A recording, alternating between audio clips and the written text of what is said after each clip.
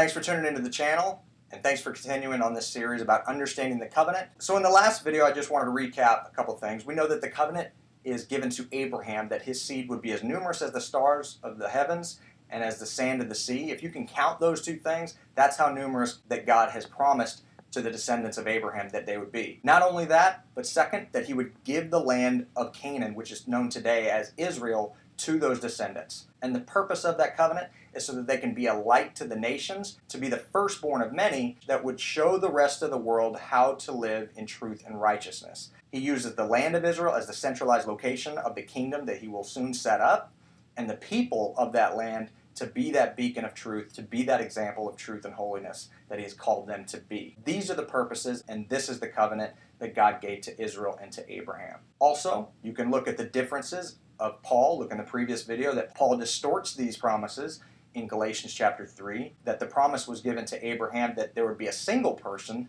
that in all the earth would be blessed, and not of many. And we know this to be false if you look at the differences. So understanding these ideas is key to understanding everything else. This is where all the misunderstanding stems from. Understanding the covenant. What is it? Who is it for? In this video, we want to discuss who is the covenant available to. Is there a different covenant that is given to Gentile nations? Is there a different set of rules that is given to the Gentiles versus the Jews versus Israel? Something that I hear a lot is that was for the Jews, that was for Israel, that's not for us. We're under a new covenant. We're in this covenant. And we need to take a look and see this everlasting covenant that God made with Israel. Is it available to all, and will all be subject to this covenant in the future? A key passage that will give you a great answer to this is if you go to Isaiah chapter 56. Isaiah chapter 56 verse 1 says, "Thus saith Jehovah, keep ye judgment and do justice, for my salvation is near to come, and my righteousness to be revealed. Blessed is the man that does this, and the son of man that lays hold on it, and keeps the Sabbath from polluting it, and keeps his hand from doing any evil. Neither let the son of the stranger that has joined himself unto Jehovah speak, saying, Jehovah hath utterly separated me from his people. Neither let the eunuch say, Behold, I am a dry tree. For thus says Jehovah unto the eunuchs that keep my Sabbaths, and choose the things that please me, and take hold of my covenant, even unto them will I give in mine house and within my walls a place and a name better than the sons and daughters, and I will give them an everlasting name, and I will give them an everlasting name that shall not be cut off. Also the sons of the stranger that join themselves unto Jehovah to serve him, and love the name of Jehovah to be his servants, everyone that keeps the Sabbath from polluting it, and takes hold of my covenant, even them will I bring to my holy mountain, and make them joyful in the house, and make them joyful in my house of prayer. Their burnt offerings, their sacrifices shall be accepted upon my altar, and my house shall be called a house of prayer for all people. Jehovah God, which gathereth the outcasts of Israel, saith, Yet will I gather others unto him, besides those that are gathered unto him." So yes, there is one covenant. And what God is saying here is, don't let the person who is a stranger, who is not of the bloodline of Jacob, say, well, I'm different from those people. I'm separated from the people. What God is saying, no. Anybody who takes hold of my covenant, keeps my Sabbaths from being polluted, not working on the Sabbath. Anybody who does this will be welcome on my holy mountain. And where is his holy mountain? It's Israel. So don't tell yourself that I have to go by something different. You know, rabbis and the Orthodox movement teach something that's called a Noachide movement, called the Noachide 7 laws. Where this stems from, we have to go by what God says. And we can see clearly what God is saying here is, don't put a difference between he that is homeborn and he that is a stranger. There's one covenant, and it's open to all. And don't say that you're of a lesser value than the other people by keeping this covenant. My house is a house of prayer for all people. In fact, look at Ezekiel chapter 47, verse 21. It says, "So shall you divide this land unto you according to the tribes of Israel. And it shall come to pass that ye shall divide it by lot for an inheritance unto you, and to the strangers that sojourn among you, which ye shall beget children among you. And they shall be unto you as born in the country among the children of Israel. They shall have inheritance with you among the tribes of Israel. And it shall come to pass that in what tribe the stranger sojourns, there shall ye give him his inheritance, saith Jehovah God."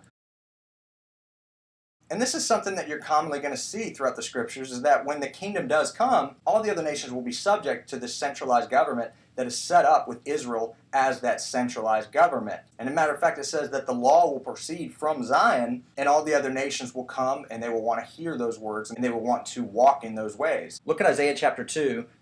Verse 2, it says, "And it shall come to pass in the last days that the mountain of Jehovah's house shall be established in the top of the mountains, and shall be exalted above the hills, and all nations shall flow unto it. And many people shall go and say, Come ye, let us go to the mountain of Jehovah, to the house of the God of Jacob, and he will teach us of his ways, and we will walk in his paths. For out of Zion shall go forth the law, and the word of Jehovah from Jerusalem.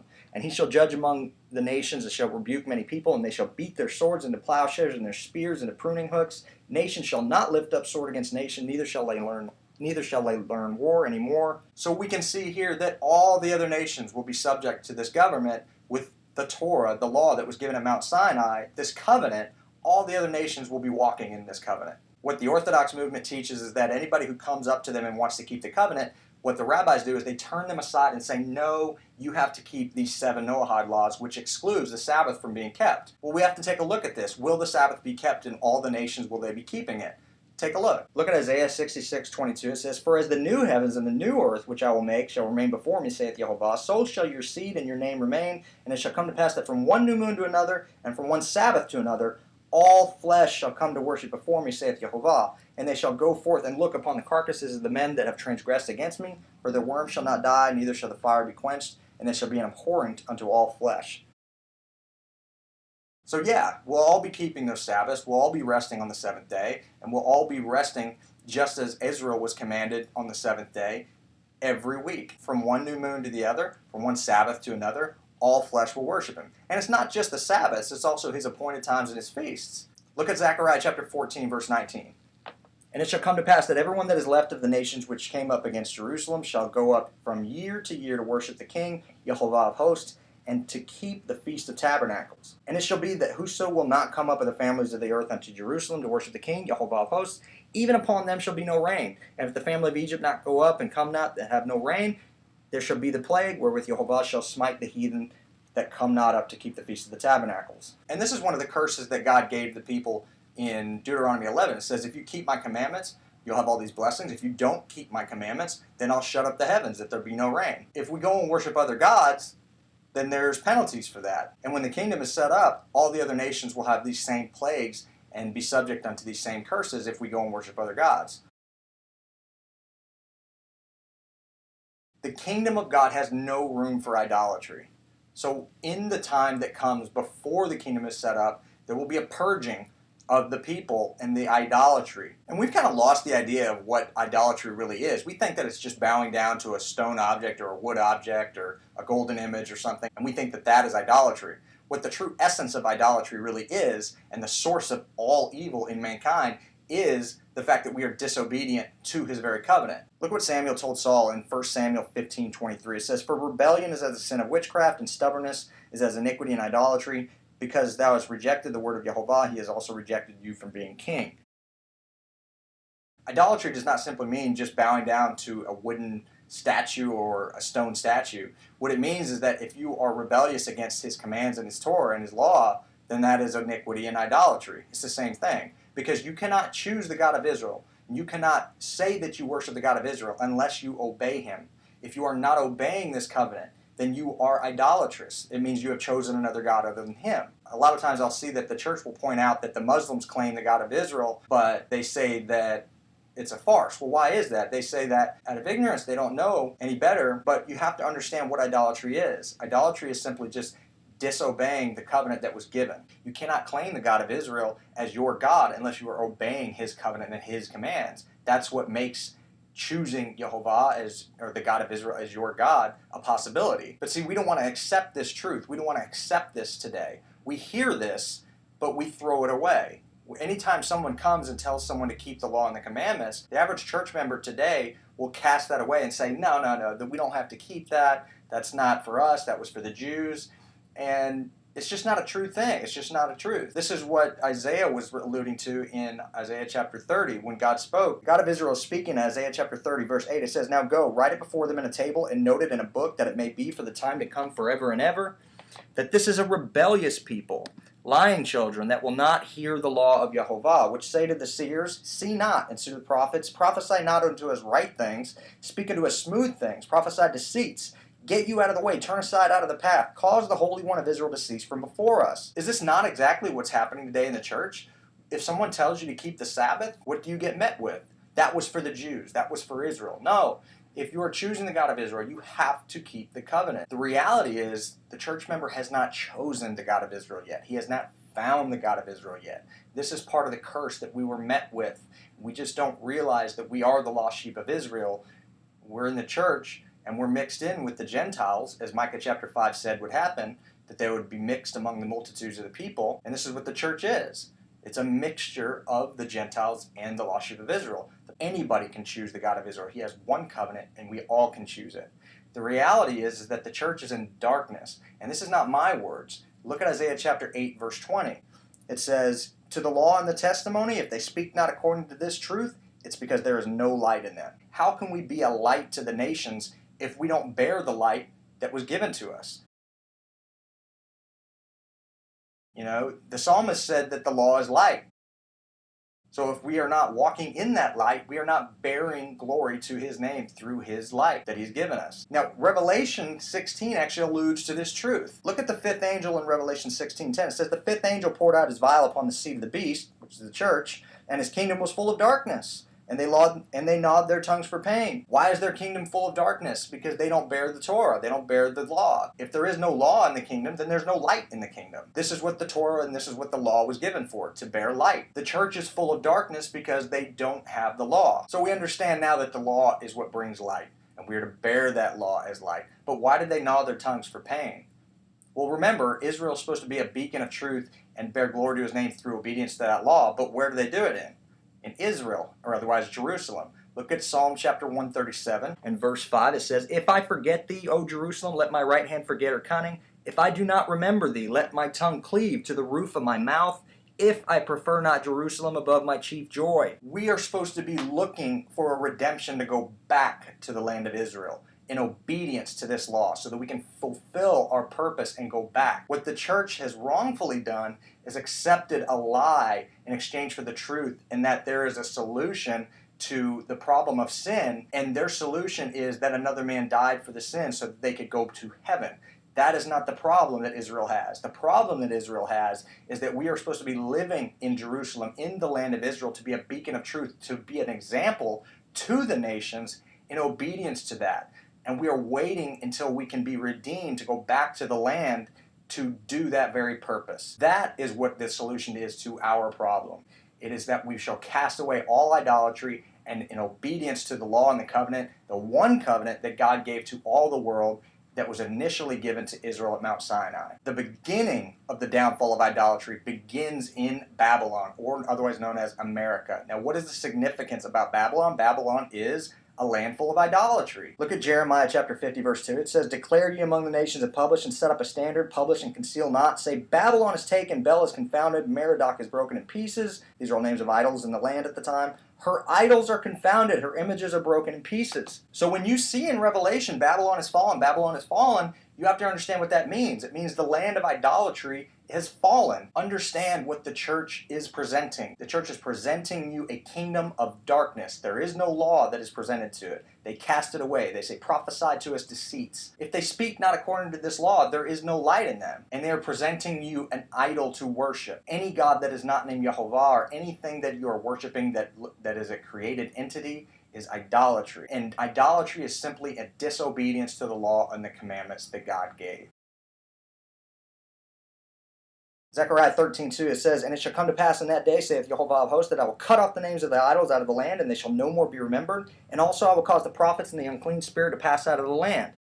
So all these prophets that are presenting to you an idea that you can be righteous and holy without obedience to the Torah that God gave, and there will be no more false prophecies that will be given in the earth. And why is that? Because all the idols' names will be cast away, and his name will be lifted up. And that's what the kingdom of God is about. It's about bearing glory and giving thanks to his name, that his name would be lifted up above all others. And all the world will know that Yehovah, he's the only God and there is none else beside him. This is Israel's purpose. Zephaniah 3, verse 8 through 10, it says, "Therefore wait ye upon me, saith Jehovah, until the day that I rise up to the prey. For my determination is to gather the nations, that I may assemble the kingdoms, and pour upon them mine indignation, even all my fierce anger, for all the earth shall be devoured with the fire of my jealousy.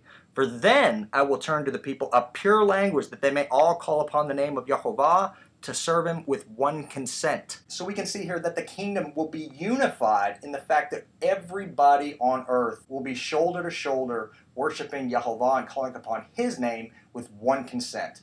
This is what will bring unity and peace to the world at this time. Right now we're so divided because we don't have a common ground.